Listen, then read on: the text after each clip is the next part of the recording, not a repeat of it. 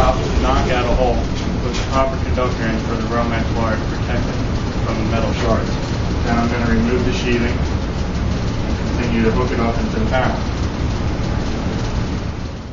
After you get your wire in the panel, you want to separate all the conductors on the neutrals and ground down to the ground bar. As you can see in the previous installation, you don't want to put the grounds and the neutrals under one screw. You like to keep them separate. Once you have them secured under the screws, you're then going to run the black conductors down into the breaker. Be sure to properly size your wire onto the proper breaker. Today we're using a 12 gauge wire, so we're going to put it under a 20 amp breaker. Now you want to connect your breakers. Make sure your breakers are in the off position.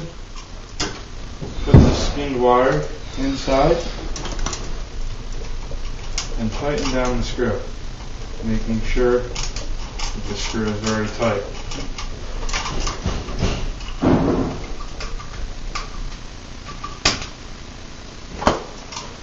There's a lock on the back of the breaker. You want to slide it on the bar that holds that lock in place, and then slide it onto the bus bar and push. Once you've completed installing the breakers, all you have to do is break away the knockout covers for the breaker slots. Reinstall the panel cover. Once you, whoever you're working with, is done working on the other end of the circuit, then you can power the breakers on and test that circuit. Once you've tested the circuit, be sure to label what that breaker controls.